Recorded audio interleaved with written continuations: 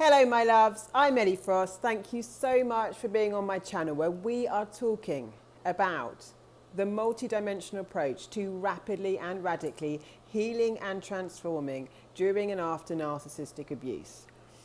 This video is about just some communication tips when dealing with narcissists and toxic people, right? Before I get into it,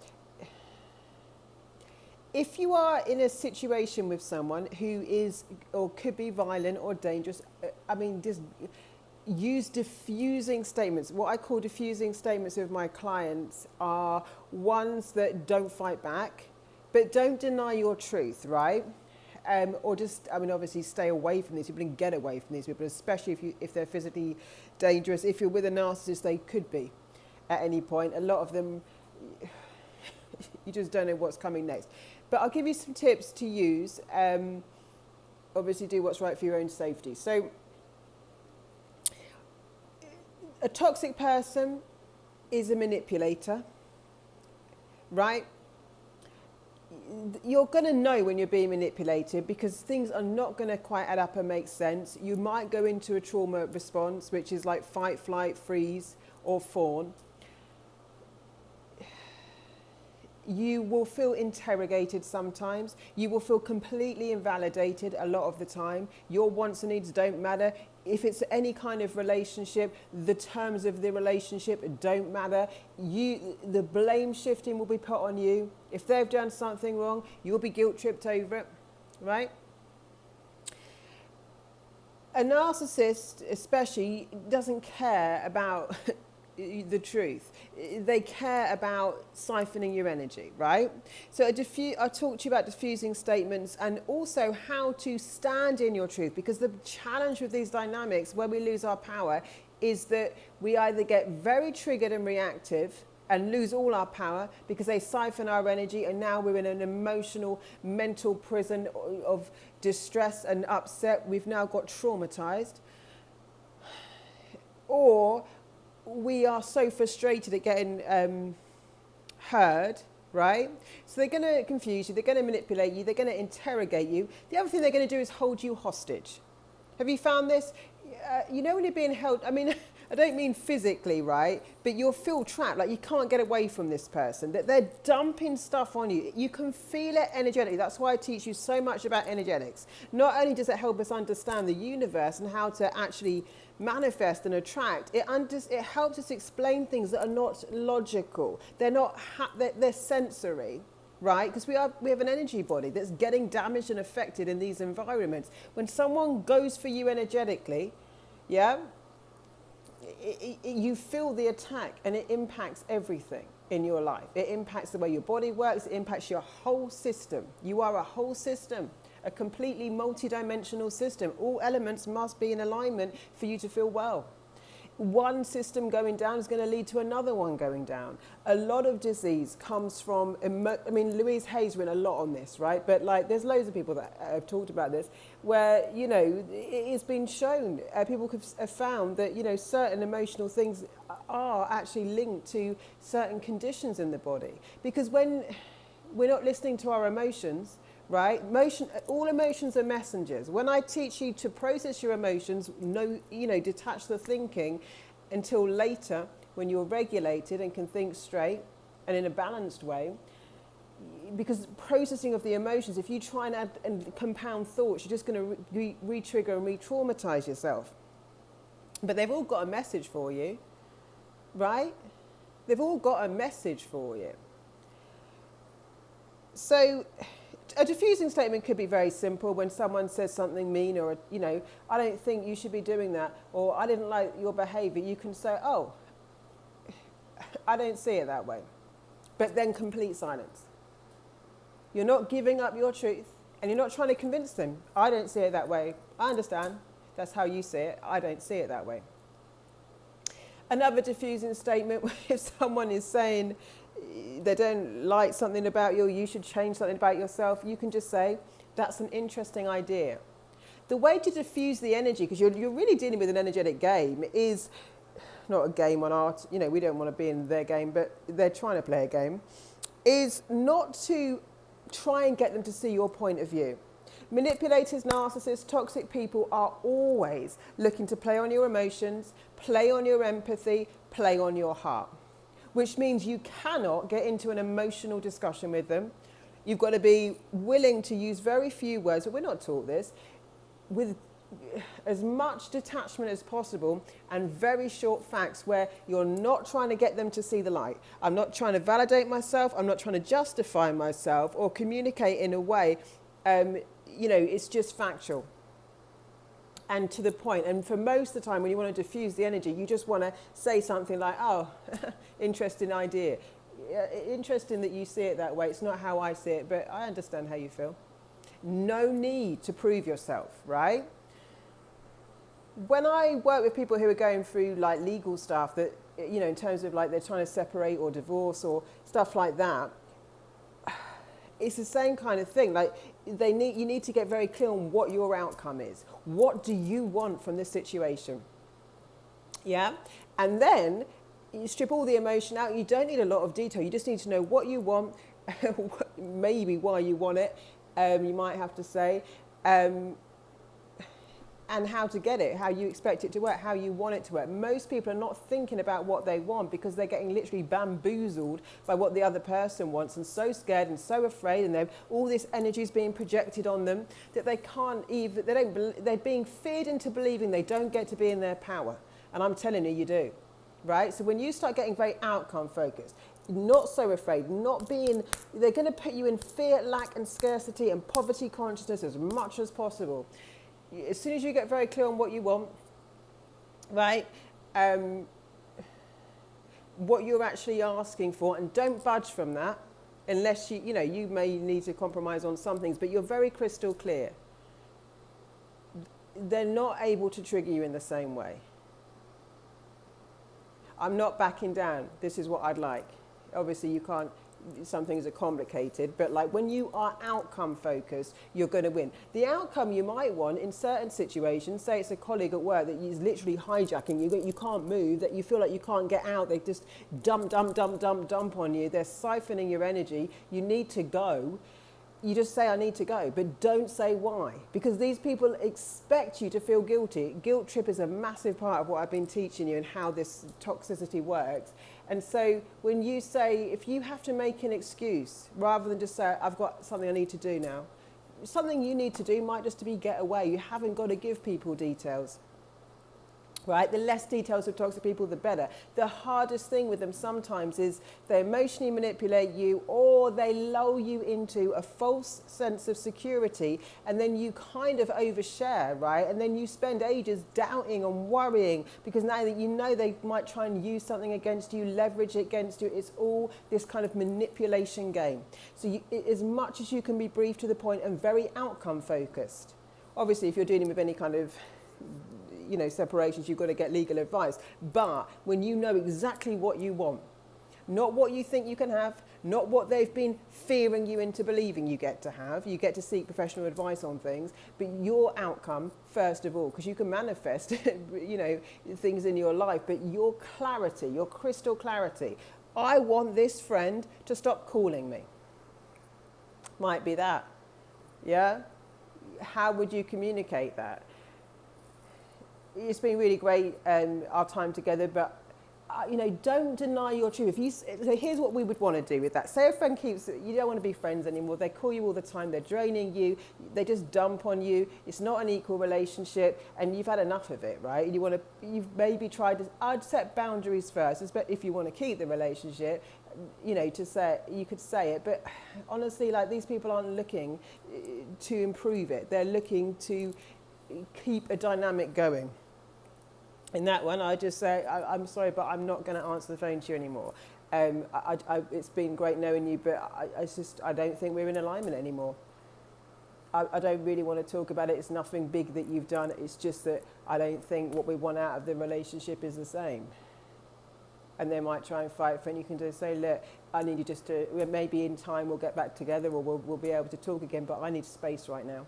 Are you allowed to ask for space without giving details? When you give details, they're going to hack at you and make you doubt yourself. When you've had enough, you've had enough. You're allowed to have had enough. You've got to come first, right? for people that are empaths, healers, our hardest thing is to put ourselves first. It's so hard for us. And if you've grown up with manipulators, toxic people, narcissists, you will never have been allowed to have, you put yourself first at all. The thing is, it's going to make you sick. It's going to make you ill. It's going to make you probably, a lot of people turn to addictions. Some people you can't deal with without using a substance or something, a lot of people. You know what I mean? They need to have a drink or something. You know when this is going on, this is not a good person for you. If you speak to someone and you keep getting triggered and every time you've got to rant, and it's because the thing with toxic people and manipulators is they take up so much of your life. It's like you wonder why a lot of you will say, I haven't got good people around me. Well, there's a number of things. One is we've got to learn how to be healthy. If you can join something, please get in. We are starting the modules on Monday, right? There's some pre-work for you to get into now. But the thing is, so a lot of us are going to isolate because we feel unsafe around the people we've been with, and we haven't been taught how to be safe with people. Yeah, softening is about that. Boundaries, standards, values, standing your ground, communication tools, manifesting what you want, but you've got to be an energetic match in the universe to what you want. An energetic match isn't the same. This is why empaths and narcissists are like this. It's a marriage made in hell, but it's one that attracts a lot because they're cooperative energies, right? One's going to overly people please and give if they don't learn how to be fully healed, and the other's going to take. Overgive, take. They're an energetic match. Not the same energy, right?